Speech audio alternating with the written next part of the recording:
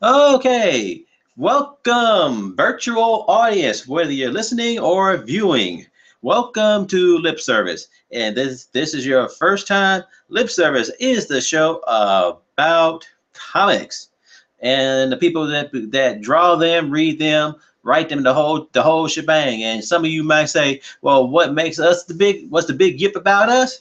Well, for us, we deal with the independents, the up and comers, the people that aren't in, that may or may not be in your local store. And if they are in your local store, 9 times out of 10, they're shoved way back in the dustiest corners of the store.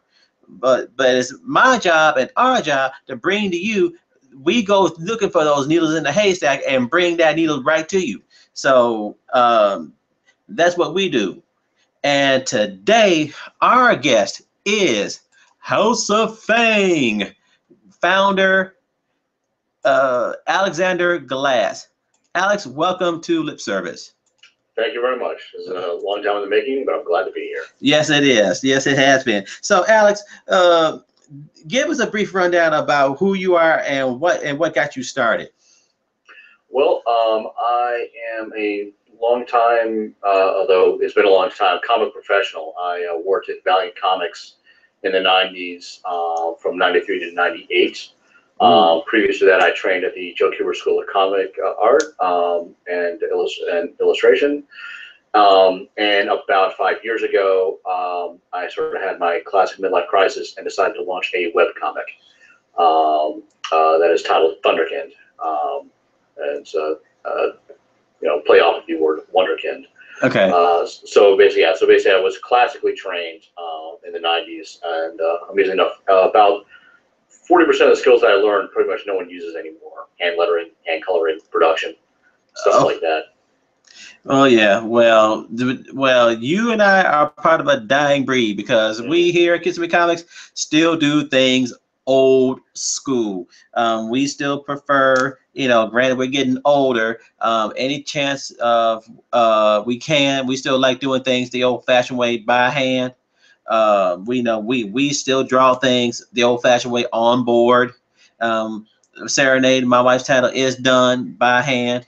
Even though now some things may be digitally colored, the only thing I could say, if I could actually, if my hands weren't so nervous and unsteady, I would do the lettering myself. But now that I'm older, my handwriting looks like chicken scratch.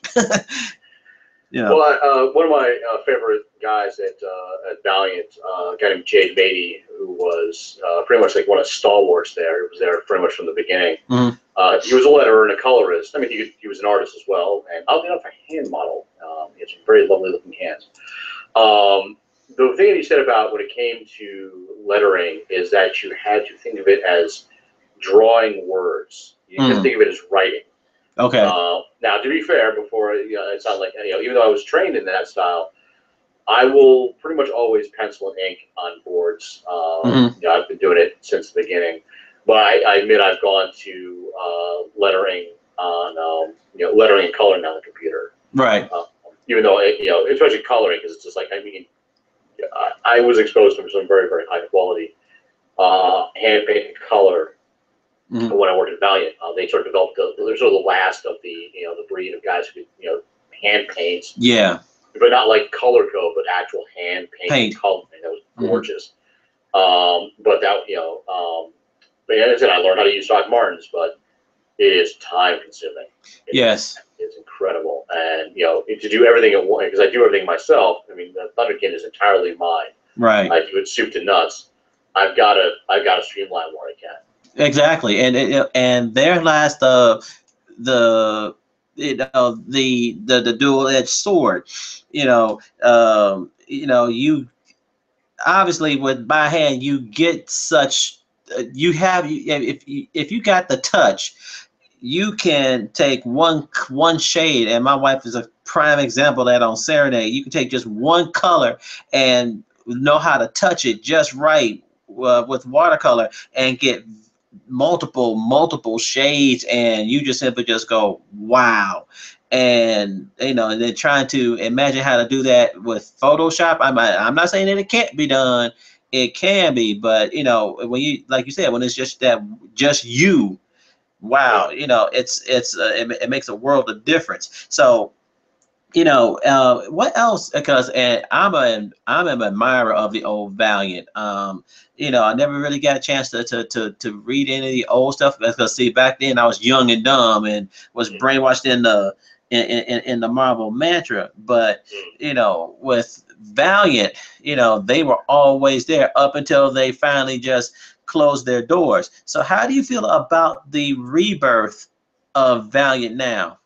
Well, oddly enough, I have a bit of a bias Yeah. because my old boss, Fred Pierce, when I was in the office, I shifted from working in the office to being production and proofreader Uh-huh. into the editorial department.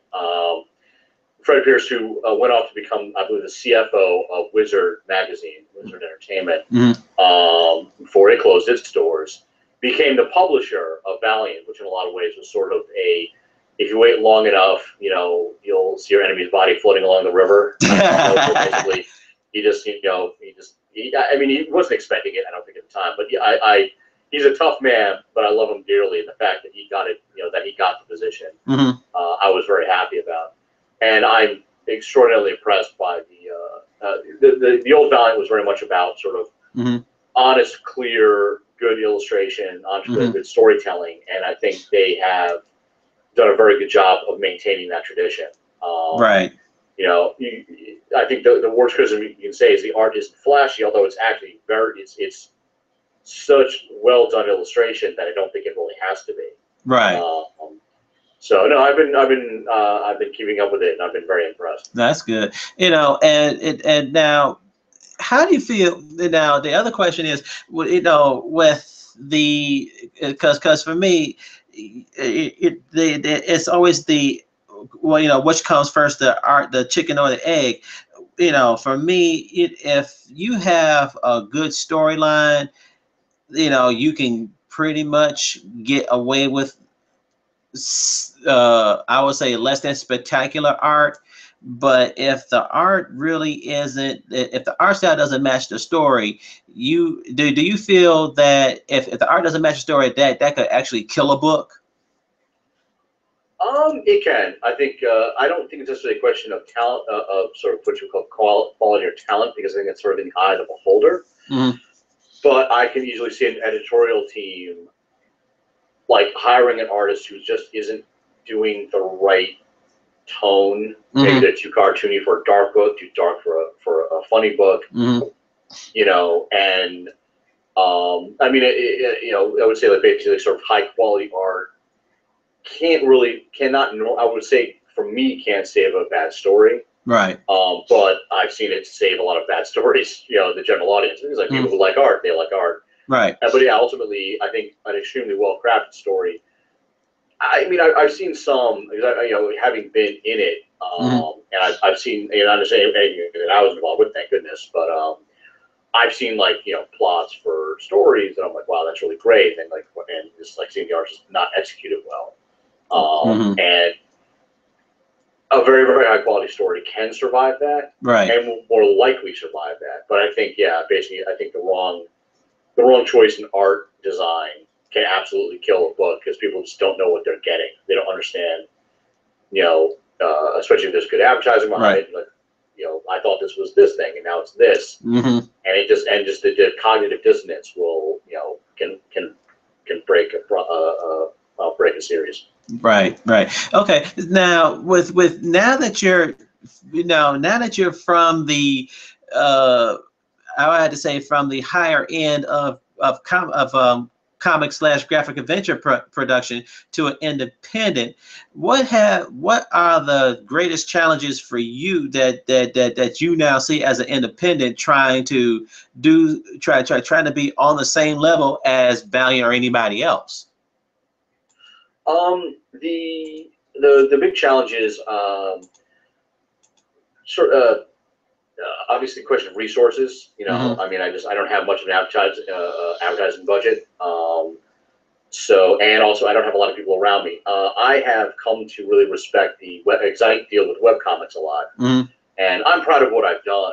But the difference between the guys who can, you got a writer and a Right. penciler and a colorist and a guy who does the website, they have such an edge. And you match, and you can multiply that by a factor of 10 when you have the guys, when you have an entire art department, a production department.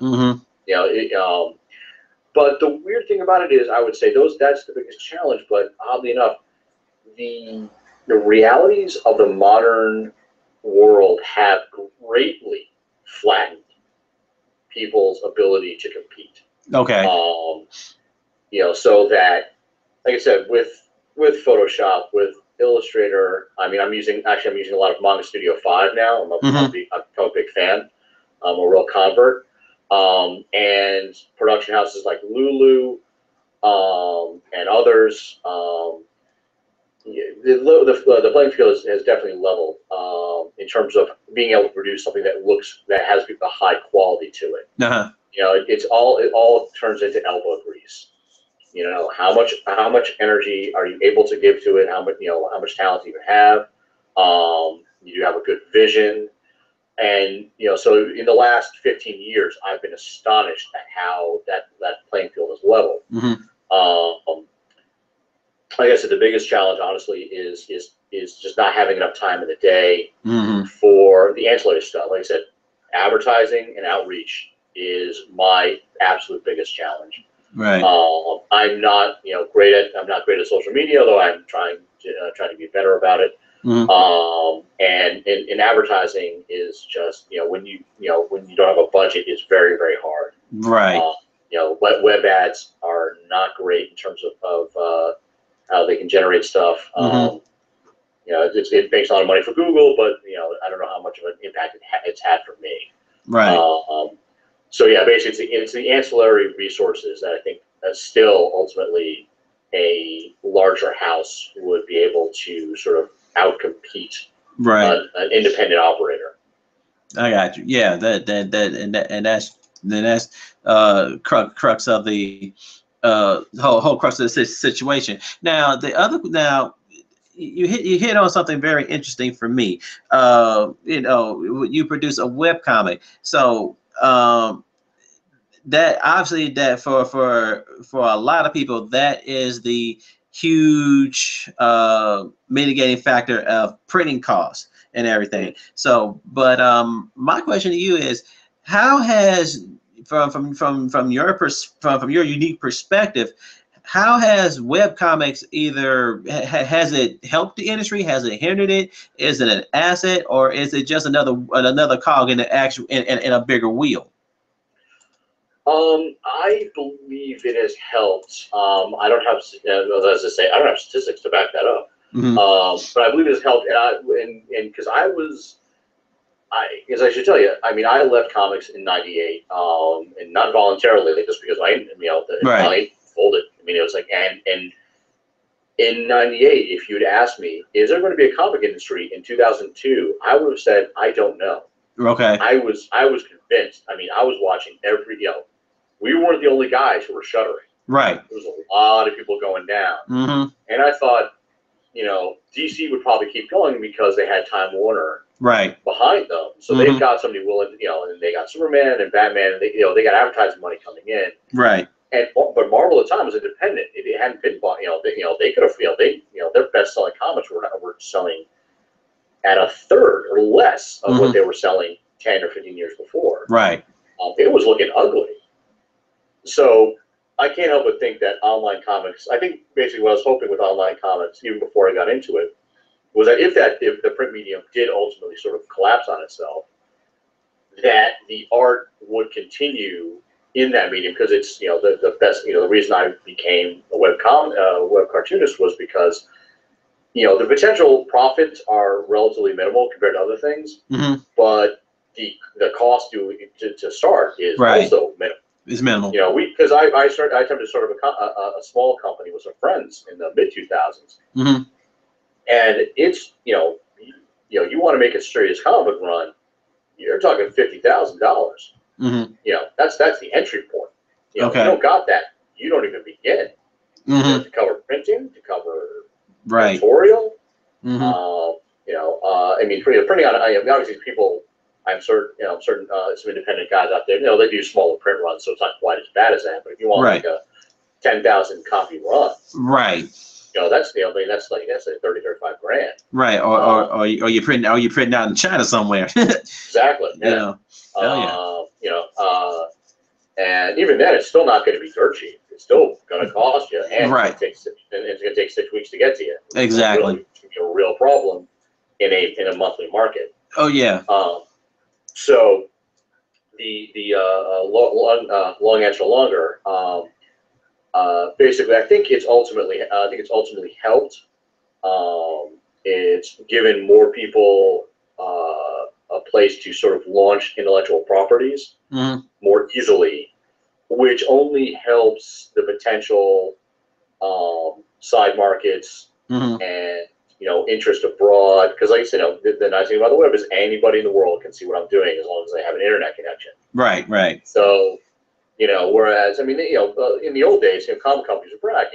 We published our comics in X amount of languages, which was a cool thing. But now I can say, well, as long as they can read English and anywhere in the world, they can read my stuff right now, instantaneously. Gotcha. Which is in itself a huge power. Right. Right. Now, and speaking of power, now how easy is it these days? Because like you said, actually, let's kind of. I'm gonna come. There's a question, but I want to go about it in a different direction here.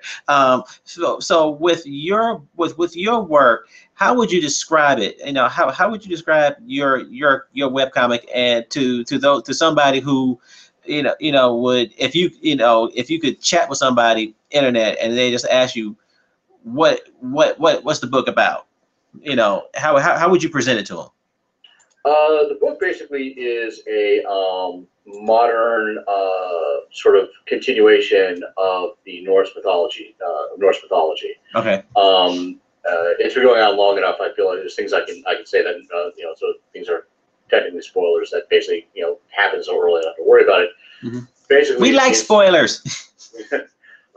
Basically, this is the story of the survivors of Ragnarok. Ooh. Because what is not commonly known, except to nerds like me who are mythology buffs, is that a number of people are recorded to have survived Ragnarok. Okay. Even though it's the end of the gods, certain people, certain entities survive. In particular, the children of Thor. Okay. The focus of the story. Magni and Modi, Thor's twins. Giantess. Now I took some liberties and had their sister Thrud survive, who I think either is mentioned or is mentioned as is not mentioned as having been destroyed. And also there's two brothers who are basically the children of Odin, who were basically born to avenge him during Ragnarok. Okay. They ultimately survived. So I took that idea and sort of said, okay, what if they, it's all over, and Mother Sif survives and basically says, okay, we're gonna put ourselves into the new world, and basically said, okay, what if they just said, all right, we can put ourselves anywhere we want after this is all over, and they set themselves in modern times. Okay. And so basically, Sif has been living with the kids, and they don't really remember anything because they're very young. Right. And then basically, the beginning of the story is something out of their past emerges. And basically they have to deal with it with their heritage, and there's a crisis that only they can solve. Right. Which is of course would be appropriate in that kind of story. Okay. So I hate to even bring it up, but it's got sort of a Percy Jackson vibe, except that I'm actually using the actual characters as opposed to making up somebody. Like all the characters you see in the story is from Norse mythology.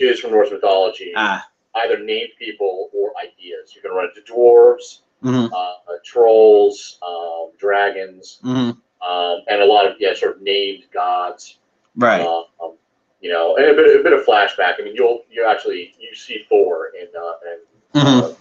in sort of, I guess, around page 70 or 80. You see a flashback of Thor, even though he's gone. Right.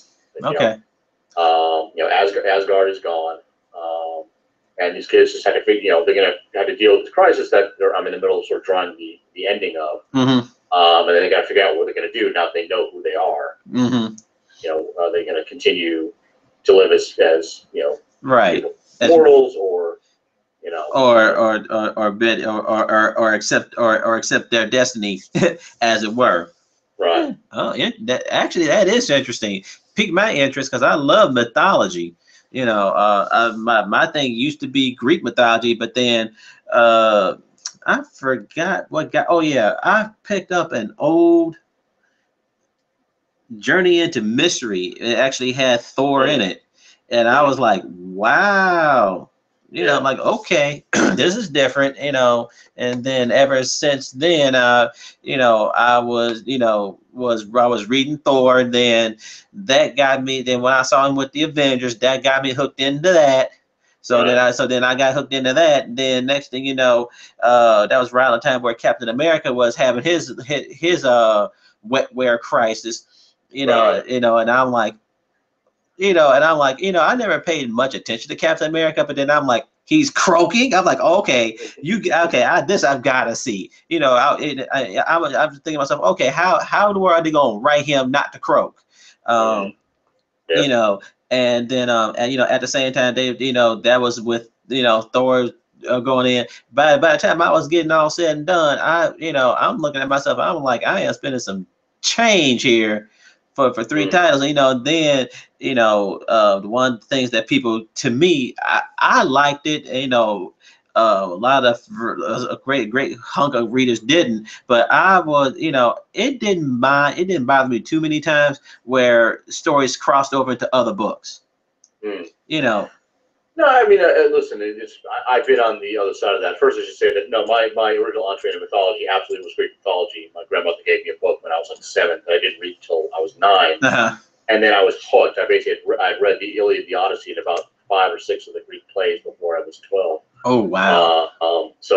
But in both Finch's mythology and Judith Hamilton's book on mythology, the last part of it, they deal a little bit with Norse mythology, and that was my entrance into it.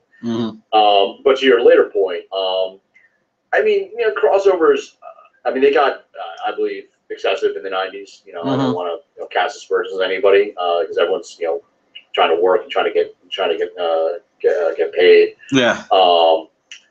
But but I, as an editor, it's like basically, listen, this is how you create interest, and somebody can easily just like Potato Salad Man, and they're not going to care about Dog Girl unless you give them a reason, right? To if they don't really know anything about it, they don't pick it up. They're like, all right, but if you put them in that book and lead them into it, right? It's a very basic and reasonable, marketing tool. And again, it can create great stories. I mean, the Crisis series, Secret Wars, these were. Oh yeah. These were, I think, well done and successful series. And kind of the legendary versions of it. I mean, listen, Valiant did the same thing. I mean, I didn't feel as bad about it because we had relatively few titles. I mean, we had enough to the lights on. Right. But I mean, at best, I think we had maybe 16 titles. I think at the absolute maximum. So if we did a couple of summer crossover events, Earthquake and right, stuff like that, were basically you had to buy a couple of issues of each thing. And it was a little extra money. And if you liked the book, we liked it. So we didn't feel like we were truly taking advantage of anybody. Right. Yeah, like I said, I mean, that's the thing. It's like, you're reading Thor, then all of a sudden, Thor's in the Avengers. Bam. Right. Bam. Yeah. But guess what? It worked. It did work. Yeah, it did. It sure did. And right now, I wouldn't give those old copies up for anything.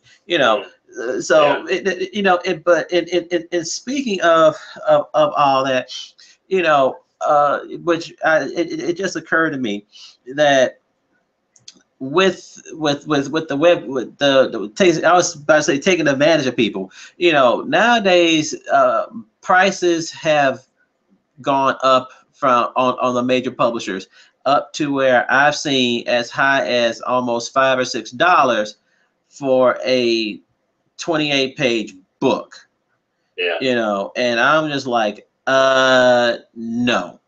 and then you have the camp of people who prefer graphic novels. 120 some odd pages, this, that, and the other. But I'm saying, okay, well, if you take, if you really sit down and broke down from what segment, especially from the major publishers now, if you sit back and take the range from what they're talking about and break it down into the cost of the graphic novel, you come out maybe only saving out a couple of pennies.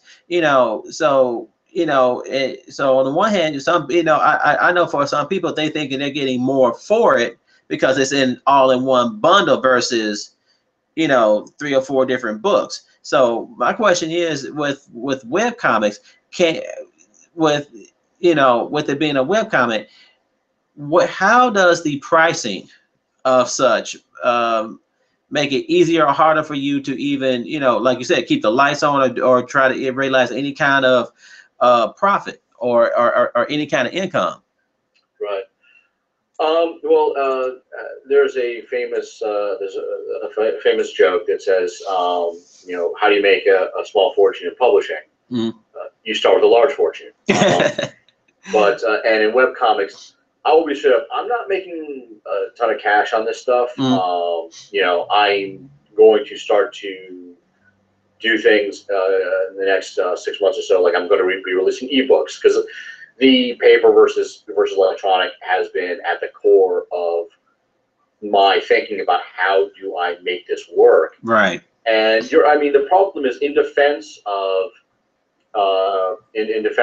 the industry themselves. I mean, these prices for an old crotchety guy like me, mm-hmm. Is crazy. Mm-hmm. I mean, I said I used to get like $10 a week, and basically that meant like I can get like 50, 20 comics, right, or maybe or 10 comics plus a lunch. Mm-hmm. Back in the day, right. But like I said, paper, there's some factors that are difficult to overcome. Right. Paper. People. Because the problem is, like, the one thing I don't think it's gone up much on, and you'd have to ask guys who are getting professionally paid. Right. I don't think that the labor costs have gone up that much, which I would consider kind of a shanda, as my people say. In that, I don't know, whatever they made 20 years ago as a penciler per page, I don't think has gone up to measure it with the pricing of the books. Right. And they said the problem is, I think, other like printing costs, paper costs, shipping, and perhaps distribution costs. At the risk of offending powerful people in the industry. Oh yeah. I think this offend them, please. Have gotten a bit out of hand. Yeah. Again, but the problem is that I'm sure they're being squeezed too. I never assume everyone's just being evil about it. But so that's the problem. And yeah, with the web, the thing about it is that the potential upside is relatively low, and very few people make serious money, although more are making it. But the thing that happened around the time that I started up my comic as a weekly web comic, in that vein, in that style, was the emergence of ebooks. And always in my head, I said I should make sure that I try, at some point bundle these into ebooks, because it's it is the future, as they say, and the price point will be a little bit better.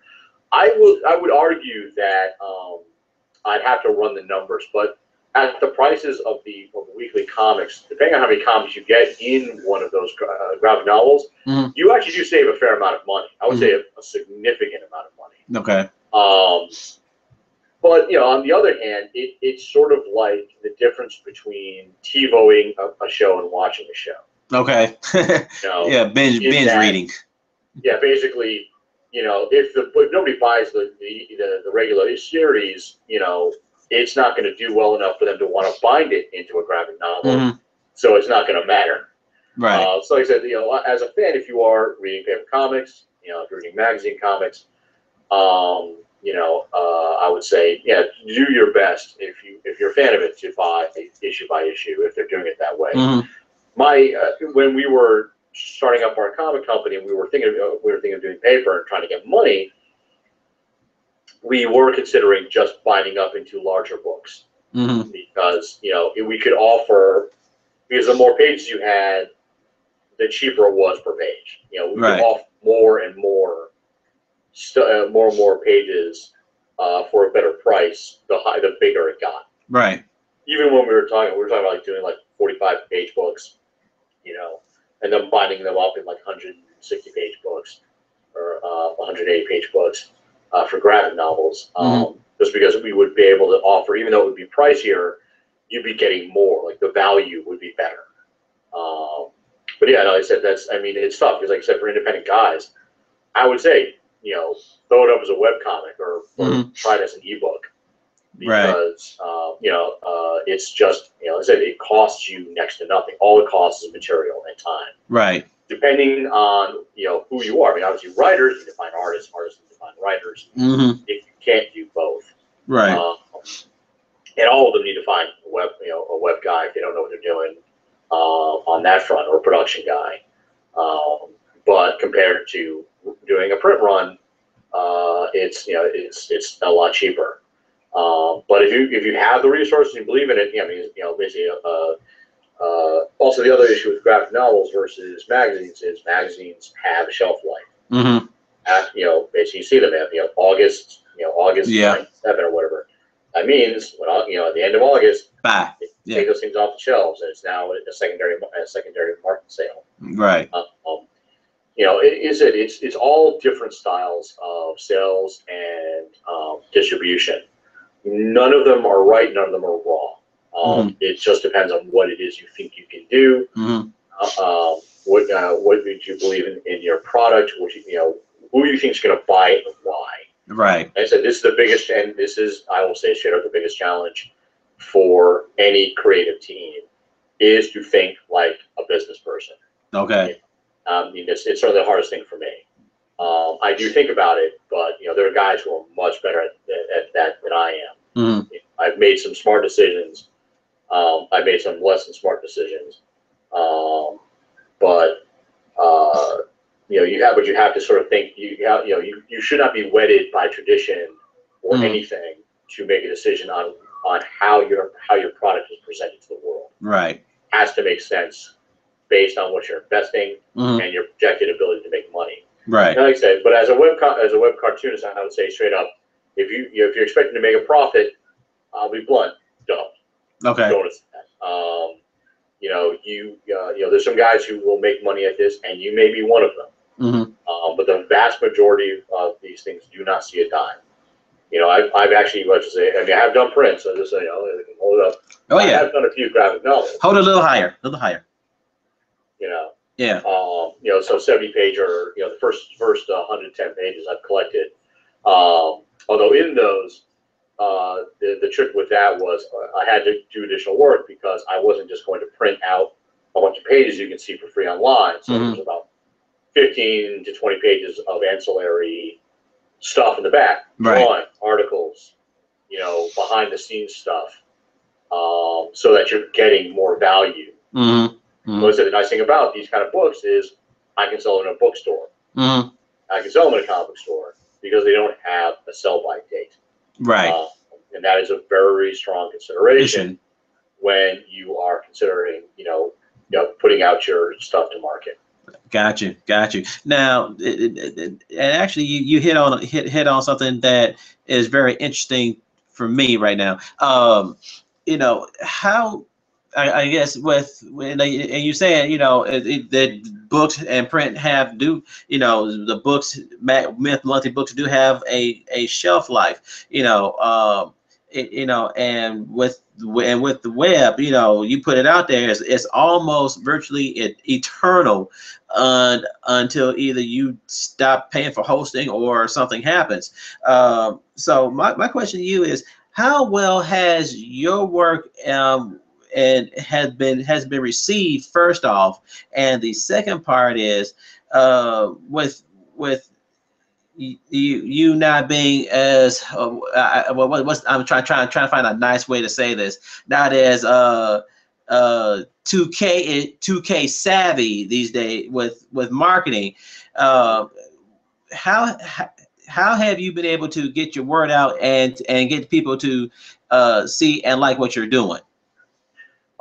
There were a couple things I did because I have to check my things, but I've gotten between, at this point in the last few years, between 5,000 and 7,000 views a month. Okay. You know, which doesn't necessarily translate to 5,000 to 7,000 people, but it's, you know, it's a good number. Yeah. The things that I did that I think were very effective, that were ultimately effective. The cheap thing that is there's a lot of webcomic list sites Mm-hmm. where it's just like, hey, and you contact them, please list my comic. Mm-hmm. You know, and say this, you know, it's fantasy, it's this, it's that. Right. Here's my logo or an image. Mm-hmm. And there's 5 or 6 of them out there that I did that, and I went and I had a serious jump in viewership, a big jump. And I had a pretty modest but nice one when I advertised on a Norse mythology site. Okay. It was expensive enough I couldn't keep it up, but I did it for about 3-4 months, Mm-hmm. and I saw a rise of about like 10 or 15% in viewership. Okay. So that was pretty good. So in terms of it, is you've got to sort of know your audience and go with where they are. So I'm in the process of looking to maybe advertise on some other sort of pagan sites. Yeah. And you know, I probably want to go back and see what's going on with the listing and see if there's other places I can list as well. Some good places to look into is like Comixology, if you want, to sort of, stuff like. I haven't engaged them yet, but I've heard good things. Okay. But yeah, there's a lot of free, relatively free ways. Which I said, I'm not, XKCD by any stretch. Okay. But I've got, what I ended up having a fair number of regular viewers, and it has been consistent for years now. Okay. We'll see if they translate into purchaser. But listen, it's still very very gratifying to have people look at your stuff. Yeah, that's true. Oh yeah, no doubt on that. I mean, anytime you can get somebody to just to say wow to anything that you do is a good thing. So now the other question that I have here is touching back on the ebooks, because one of the things is Comixology. There's now Comics Fix, drive through and everything. But the one thing everybody keeps obviously Comixology is the main one everybody wants to try to be on. And my thing is the only reason why Comixology is where it is because they were the first to do it pretty much before anybody else, and they probably had the money behind them to put themselves on top.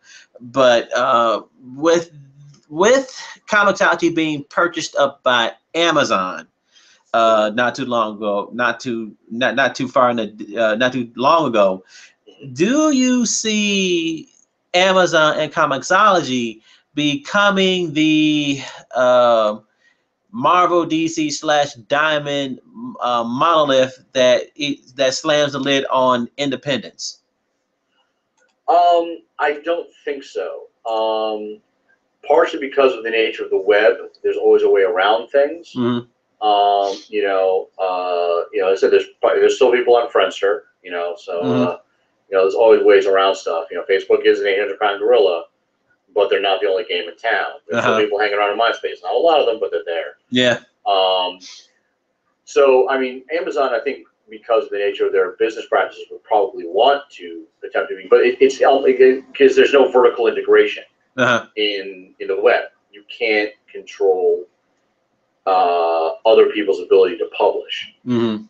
They're trying. If you can, they're trying, but it's very hard. I mean, you can try to drown people out, and you can make yourself fairly indispensable. Like I said, with Comixology, I mean, you're right; they were first, and being first is very powerful in any kind of new business venture.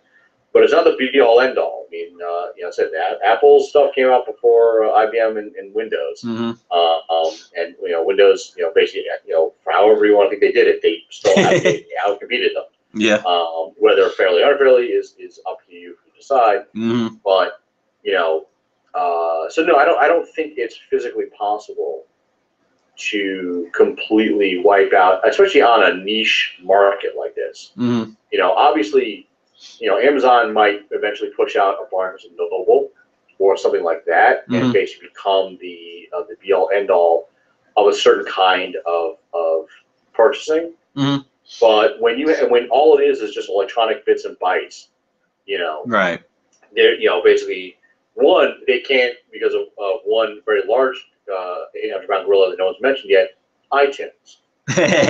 Exactly. Yeah. Basically, Amazon can do what it wants. It's not going to knock iTunes out of the box. No. And iTunes is a very big part of should be a big part of anyone's ebook strategy. Man, obviously the Nook as well. And there's it. I mean, I'll be happy to be on on the Kindle. Yeah. But like I said, you got iTunes, you got other mediums. And the problem is the web, basically is designed as to work around everything, to never be able to be completely pigeonholed. So, and if you build a better mousetrap, they'll come. People will come. That's true. I mean, again, but it depends on your definition. I should qualify by saying, it doesn't necessarily mean whether your art is considered drawn better or your story's better. It's more just the right combination of things. Because right, I've had long time web cartoonists talk about things like these are web comics that are great and they're gorgeous and they're well written and no one is reading them. And I say there's nothing that these guys are doing wrong. Like, I would look at what they're doing and I say there's nothing you should be changing about how you're doing this, right? Except the fact that no one's reading it. But if whatever it is that you have, whether it's like I said, XKCD stick figures, or the magic of I'm trying to think of there's a long-time dragon artist who has a very I know you're talking about, and I Girl can't. Genius. Okay. Girl Genius. If it's the right thing and it clicks, it doesn't matter where it is. Content is in the end still king. I believe that firmly, and I think that will be borne out every time. Gotcha. Like it's like Comixology and Amazon. I mean, listen. Also, don't fight it. I mean, if they're willing to bring into their fold, run with it. They're not killing seals. All their business practices. Fine. If they make me a buck, I gotta make rent. Okay, amen. I understand. Hey, that is true. That is so true. And this is the one thing I have to ask you from, and this is I'm going backwards here, from your Valiant days in the 90s. That is around the time of the comic book history for a lot of people, where they call it the big glut. Oh yes. Where it seemed like anybody and everybody was able to produce a comic and get it out there, and they say they with the poor, they want to blame the poor quality and oversaturation of the market that made everything all of a sudden come down. And and a lot of good companies shuttered, Valiant being one of them. But then I see back and see how things are now with the which I call with the big five, as it were, these days, and with the practices of Diamond, that that the monopoly, and yes, as far as I'm concerned, they're still a monopoly. Pretty much slamming the lid on the smaller tier of people, and yet still now with the less competition, they're still crying we don't have enough readers. So my question is, looking back between then and now, what was it? Was it all smoke and mirrors, or is it just now with the big publishers and everything, and Diamonds just more or less after so many years of strategic marketing strategies, they pretty much have literally paid themselves into a corner. There is Give us a great deal of thought, as you can well imagine. When I always felt bad that basically the month before I walked into Valiant in May of '93, basically April, with the release of Turok 1, Rye 9, Ray, good work, I did that. Rye 9, and I think of Magnus Robot Fighter, sort of the link to it. Valiant had its biggest month ever, and every month after that, sales went down. Now, for a long time, the sales were still obscene. They were crazy. I mean, and there were independent guys who were saying, "I will never print more than 250,000 copies. That's my pledge to you, the buyer." Whereas now, if you have a comic selling 250,000 copies, you must be sacrificing a goat to make that happen. Okay. Now, the late Steve Mazarski, our publisher, actually had this right. I did not want to agree with him at the time, but I will say this: he was right. The issue in the '90s was collectivity.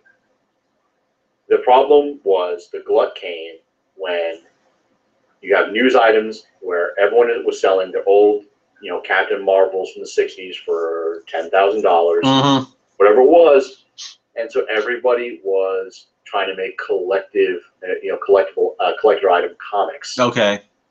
And it just got completely out of hand. So the problem is you had people buying 10 copies of Wildcats #1, reading one, stealing the other 9, making money. And to go back to my old teacher, Demi O'Neill,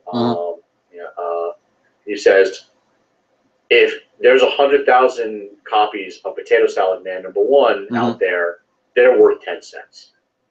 Right. Superman 1 isn't worth $100,000 or $250,000 or whatever it is up to now because it's Superman 1. That's a part of it. It's because there's 100 of them in the world. Okay. And so basically everyone tried to get on the market. So the problem was basically people thought there was so many more people reading comics in the war because all these people were buying extra copies for a couple of years. Yeah. 4 or 5 years, which, the problem is, it was great for the companies. Listen, Valiant make money. That's why we got bought by Acclaim Entertainment because we were turning a profit. We were good. Marvel and DC make huge money. But but the guys who got screwed out of it were the comic stores. Right. I mean, they're guys. They're guys at comic stores who I mean, if I don't anymore, but for years in warehouses full of Image books. I mean, again, not to knock Image, but I mean, just like they were the new thing. Right. And they were definitely into the selling the collectivity hype. Right. And so they got Wildcats #1. They probably have thousands of copies of it.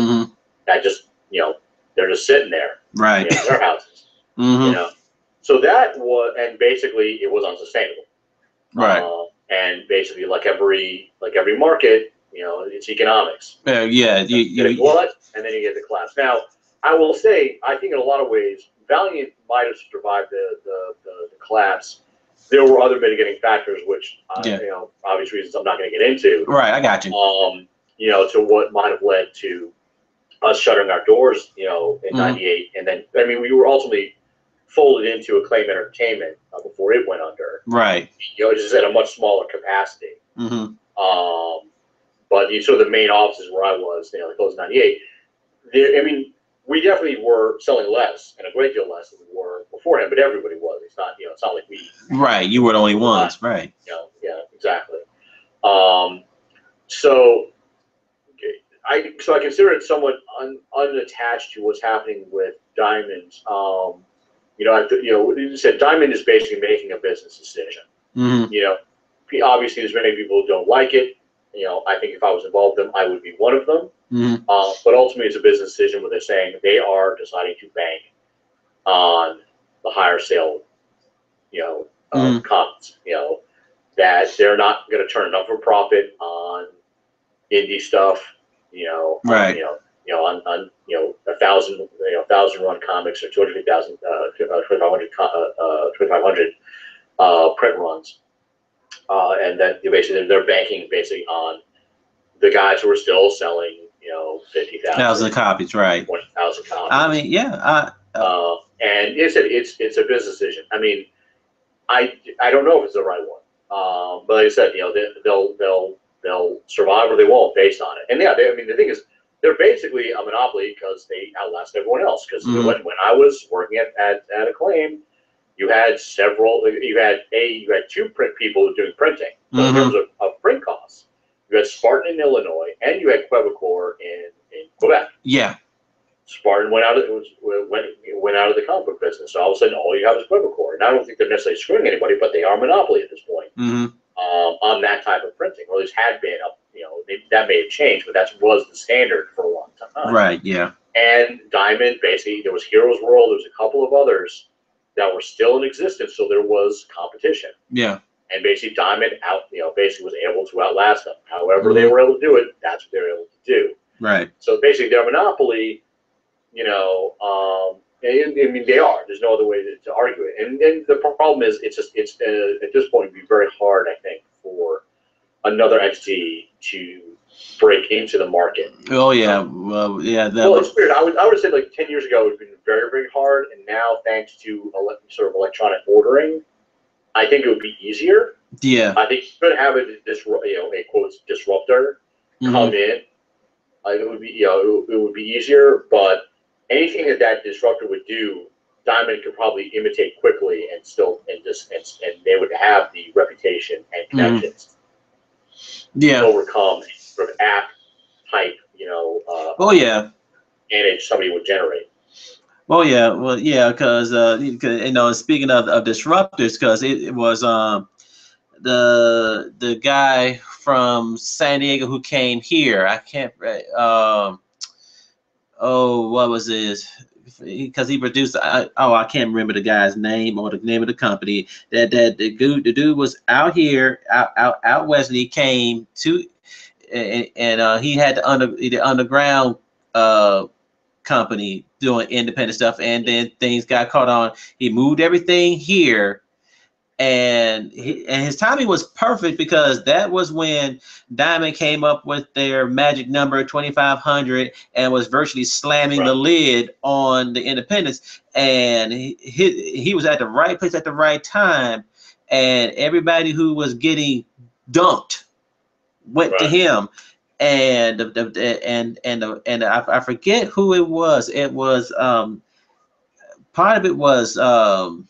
Manga, I think Tokyo Pop was one of the ones that got the list slammed on them, and somebody else, and they went with him, and then all of a sudden Diamond, Diamond didn't think too much of it at that time, but as soon as they must have seen numbers all the time about what was going on, and basically Diamond made Tokyo Pop and that other publisher offer they couldn't refuse. Right. I think it was I want to say Red Haven, but I don't think that's the right name of the company. I'm not sure. Yeah, but that pretty much was the literally the straw that broke the camel's back. And to this day, I just sit up here and look at the terminology of exclusivist that the Diamond uses, and then the funny part of it all is, despite all their exclusiveness, DC and Marvel dumped them as their primary distribution and go with somebody else. Which that's news. Really? Yeah, they did. Yeah. How long ago? Is this recent? Yeah. Well, it's not so recent. It's been like almost 5-6 years now. Wow. Yeah. Diamond. Well, it took me some digging myself because, I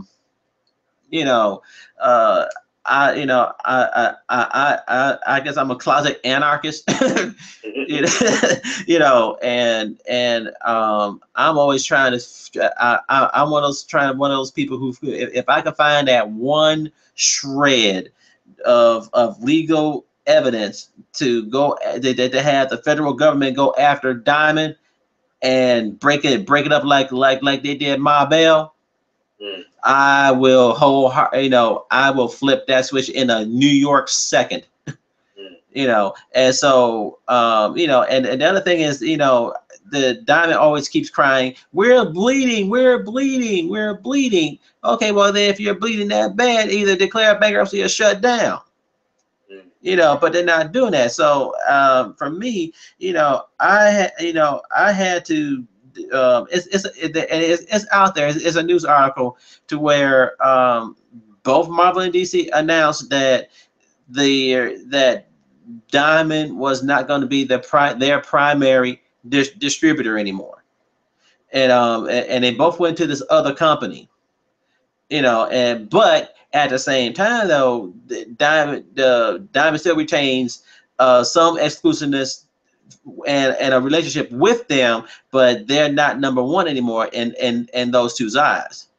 And so so once I find, I'll find that article and I'll send you the link so that way you can read it yourself. Yeah, I appreciate it. Oh yeah. I mean, I wouldn't have been surprised in the last couple of years because both of them have had such an alteration of their business model. Well, yeah. I mean, just the fact that they're really not here anymore. It's weird being in New York City and just Marvel and DC just really aren't here anymore. Like all the big stuff is now out on the West Coast. So, and especially with Marvel being bought by Disney, the road. That is a whole other ball of wax. You don't know what a corporate heavy is until you've dealt with Disney. Oh, I can just imagine. Because we did some of their comics, and that is a tough bunch of people. Well, yeah, well, and so it wouldn't surprise me if they basically just looked at Diamond and said, "Yeah, we know what monopolies look like, and you don't scare." Yeah, you're right. They're like, try me. They're like, in other words, that's like an angel trying to say, I'm God. Okay, yeah, try me. Go right ahead. You find out how much of a rookie you are. But where do you see your work taking it? What direction do you see yourself or your work taking you? I have two possibilities that I'm playing with because it's odd. At the moment, I'm sort of drawing the last, I would say 20 to 30 pages of what is basically the first Thunderkin story. It's basically sort of the quotes origin story, even though it's more of a journey. And I had two possibilities, and I may actually throw out to my readers and see if I get any response on. My initial thought was because I have a second story. Actually, I think I have a third, story. And these are big ones. These aren't like issues. These are like 100-page stories. So it's years worth of stuff. And the idea that I was going to have was to have Thunderkind, the story up. Whenever it runs, that's up. It's free. Look at however much you want. But the next story, I would only do as ebooks. So you'd have to buy it. I might offer you a preview, like many people do, but you get 5 years, 250 to 275 pages of free entertainment. If you like that, buy the next one. Right. The other possibility that has emerged, and this is the amazing thing about being on the web, was to consider exploring doing a Patreon launch. Because I don't want to do a Kickstarter. Or any of the other versions of that, because that's not, what I'm trying to do does not require that much money to launch whatever it is I'm going to do. But Patreon, basically, if I could get enough people to pitch in and say, listen, I'm going to produce X amount of stuff per month, you pay me, this minimum, and if I make this, if I can make this much, then it becomes worth my time to do this for a living. Right. As opposed to just getting some pennies here and there. So there's two different directions I have to consider strongly. Because if I launch a Patreon and I actually do get basically I would just continue with my model. Okay. Produce a page a week, thereabouts, and just that's it. I will likely add a second story, which may or may not come out the same way. I'm working on a separate concept that, if it gets more fully developed, I'll come back on and tell you about that one. But yeah, so those are the two directions I'm considering. and I may just throw it to my viewers and say, which one of these do you think you would prefer? Ultimately, it'd still be about getting some direct income. But like I said, when I started, I was an unknown entity. Now, in February, I'll have been up for 5 years. Okay. And have posted consistently, so I can say I'm now known in known quantity. I think my art has improved. Right. I think whatever I produce from going forward is going to be of a good enough quality that you would that a reasonable person would be willing to pay for it. Gotcha. The question is, how would that go about? How would it go about that? So those are the two directions I'm exploring. And so the fantastic about being on the web is a lot of stuff is sort of flying by the seat of your pants. Okay. And you can sort of almost have an argument with yourself in public about it. and it's not that risky. In fact, based on one of the guys I'm a big fan of, both as creator and his comic is Jeff Jacques of Questionable Content. Who basically, and I think you would agree with this, is he kind of opened, in his comments, he opens up a vein about his own life. Okay. I mean, I know a lot about that guy. that 20 years ago, I would have had no idea about other artists. I mean, it's hilarious. I mean, I think about the guys back in the 80s, in Marvel, who were like high on coke and everything, who had amazing backstories that they would never tell anybody, but now would be like lionized for it. Okay. They would be in the comment section. You wouldn't believe what I did this weekend. Okay. And it would only enhance, their sales and notoriety. Oh, I could just imagine.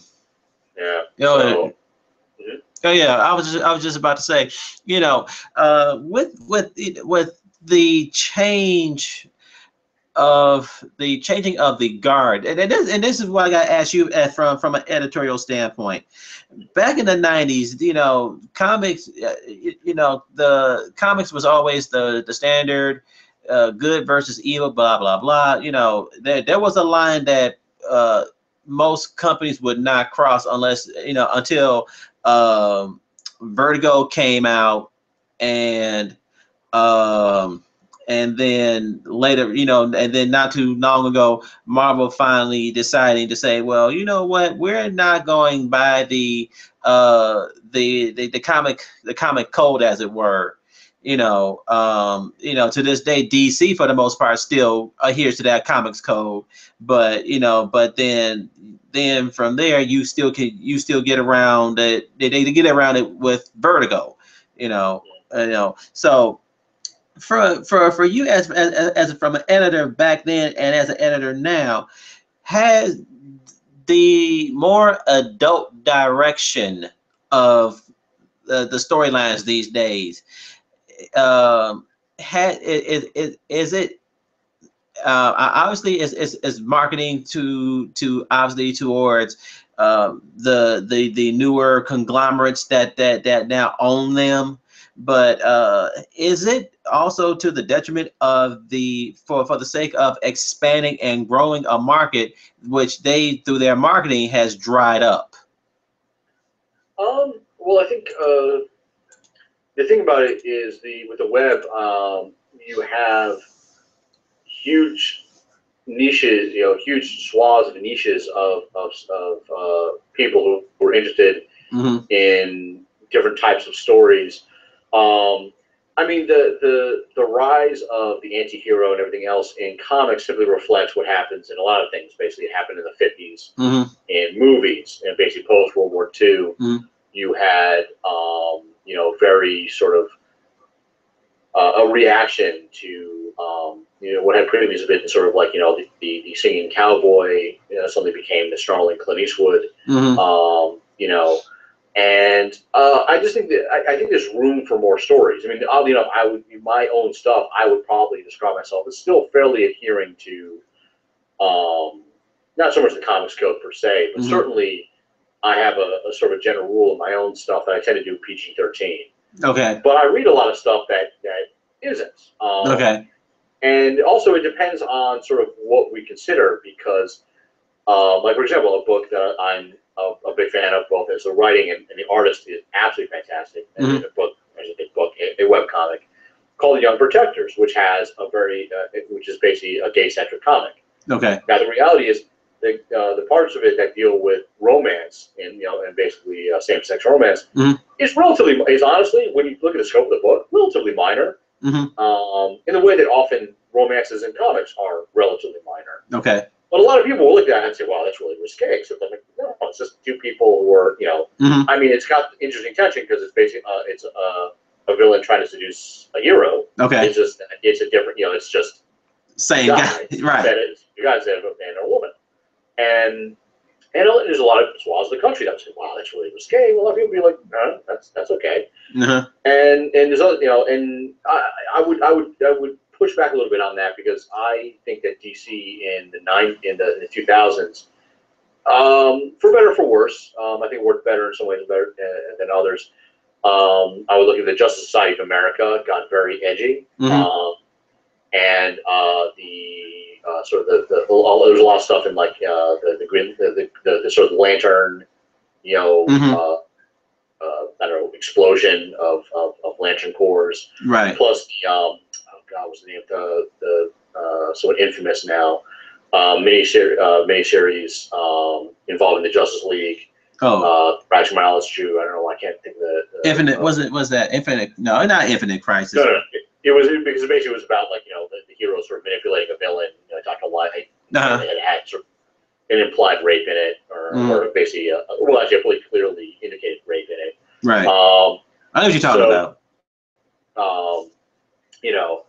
That I think that just generally, if you look at TV and movies, there's been a definite move towards a darker tone in general, and things are willing.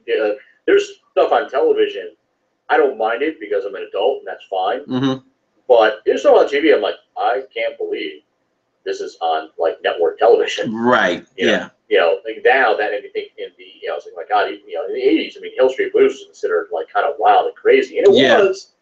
And now that's like tame. Yeah, I mean, it's not so much tame, but it's like almost standard. Here's what it's basically standard. Like, there's a lot of stuff that's basically in, Special Victims Unit has, basically is which is now considered sort of a mainstream police procedural, was a cutting edge police procedural in the 80s. But there's a lot of stuff that doesn't, and there's, like I said, there's room for breaking apart and deconstructing the genre. I'm not a big fan of it, but there's room for it. And the new paradigm is that, basically, like you said, is what I consider niche marketing. There's a lot of people who, when they watch Dark Knight, the Dark Knight, kind of rooted for the Joker. Yeah. I mean, some of that was the actor and the writing. Right. I think they made him ultimately almost weirdly too sympathetic. There's people who like dress up like Harlequin because they kind of like that idea. There's something in the darkness in it that they enjoy. They don't read the comics necessarily to see Batman knock him out, but they secretly hope that the villains win somehow. And there is room for that market. And I think it's just more what you're seeing is a broadening of options. Like I said, and that can be very scary. Especially when you are, when you remember when that wasn't there, and all of a sudden you see all this stuff emerge. You're like, where did all this come from? Why is all this happening? But then you have to step back and say, okay, a lot of this is not going to be for me.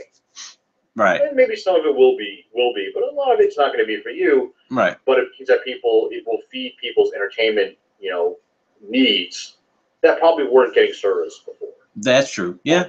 I just don't, it shouldn't dominate. It shouldn't push it out. I mean, there's plenty of room for, heroic heroes. I mean, heroic heroes with flaws have been around since the 60s, thanks to Stan Lee. Yeah.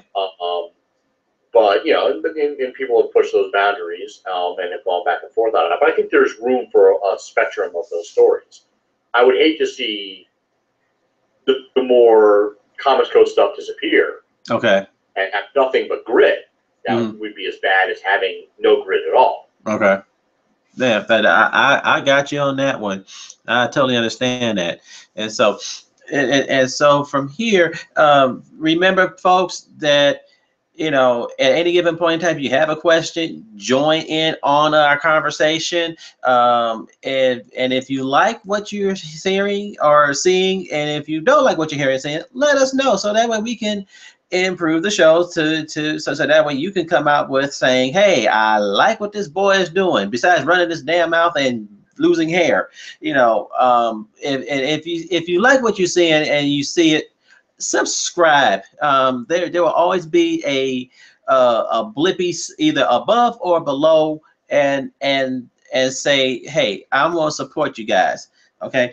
From here, the one question I got to ask you, since you produce a weekly webcomic, so for you, how quickly is your deadline?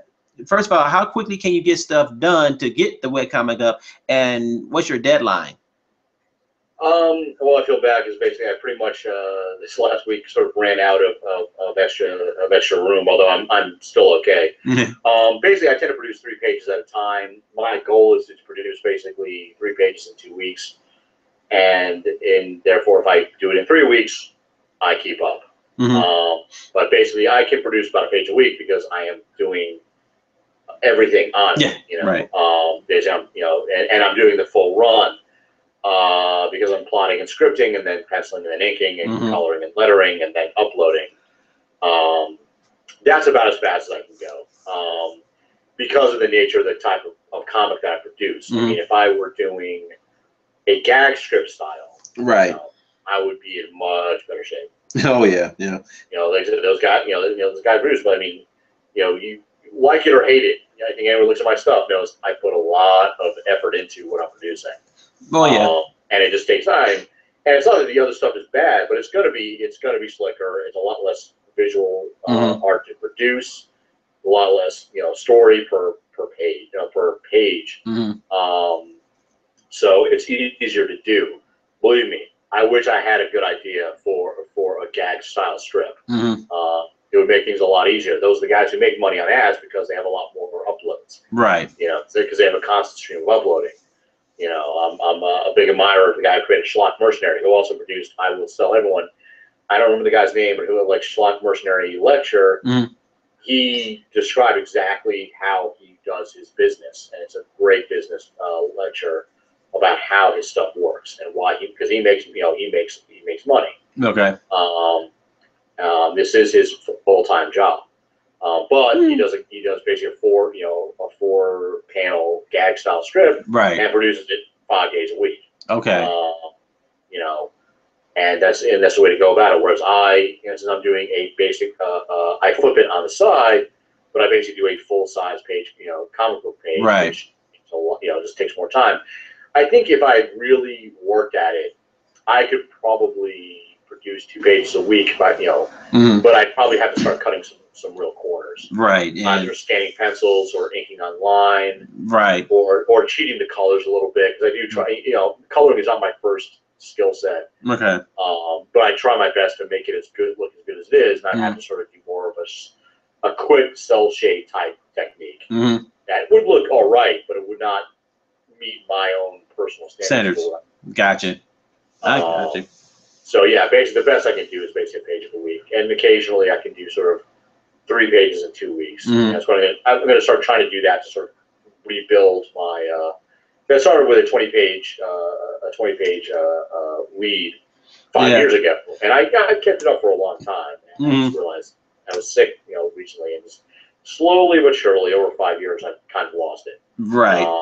But I'm in good enough shape that I can keep it. Should be able to keep up with what I'm doing. And like I said, I have enough time, I think, in the next 6 months or whatever that I'm producing, that I can build up. Because what I would like to do is have something ready at the end of this for people to see for the next projects. Have that posted right after I finish this particular story. Right. Okay. Well, last question is where folks, hopefully after this there'll be a stampede of people, you trying to hunt you down, to either pick your brain or watch you or actually see some of your work. So where can folks Googling, Facebooking, wherever. How can folks track you down and see what you're doing? All right. Basically, I am the easiest way to find anything that I'm doing is at thunderkind.com. That's thunder, KIND.com. Mm-hmm. That's the main website for the main comic. I do have a House of Fang website, but it doesn't update a lot. Okay. You can contact me directly through there. I would say leave a comment. The one thing, I have a lot of viewers, relatively speaking, but I don't have a lot of commenters. So I don't mind hearing anything. I fixed pages because of it. So thunderkind.com is the main thing. I do have a not terribly often updated Thunderkind fan page on Facebook. Just look up Thunderkind. It's right there. Mm-hmm. It's the only one of its kind at present. And those are the two basic ways to reach me. Basically, you can contact me straight through the website. And I will get it immediately, either by comment or just by direct email. Okay, great. And with that, folks, I have been talking with Alex Glass from the early days of Valiant. And I know one person who would probably enjoy this would be one of our closest allies, Lance Doc Boucher, because he's from that era, Valiant and all them. So I know he would greatly appreciate this interview, and Alex would greatly appreciate it if once you get over to his site, thunderkind.com or to his Facebook page. Open, and this is the one thing that I have been preaching ever since we started this show. Open your mind, but more importantly, open your mouth. If we don't know what you're thinking, how can we tailor our work to entertain you? Oh, a closed mouth does not get fed. If you like what you're saying, that means the world to an independent. That you come to them and say, "Hey, I've seen your work. I dig it." That gives not only that goes beyond the money. That hits the core because for us, a part of it is the love, but we're telling our stories straight out. We don't have a whole corporate structure to make things work. So the fact of it all is it's personal. For an independent, it is very personal. So for you to come to an independent creator and say, "Hey, I like that work. Keep going." That's what keeps them going.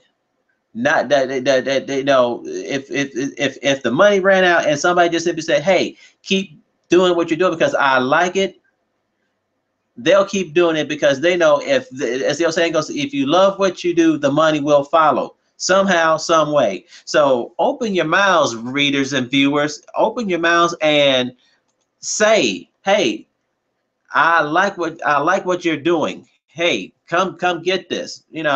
So in the description I will have those links.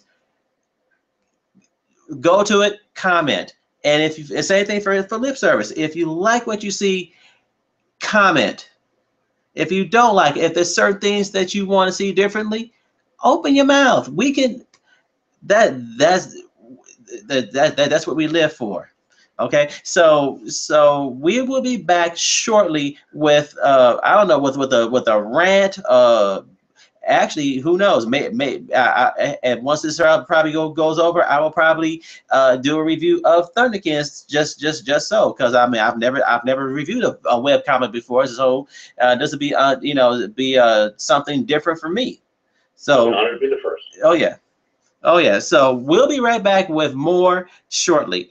And don't forget, like I said, if you like what you see, subscribe. There'll be a subscribe link and everything else, and it'll be down. And also, all the links for Alex's work will be also down in the descriptions. So we'll be back shortly.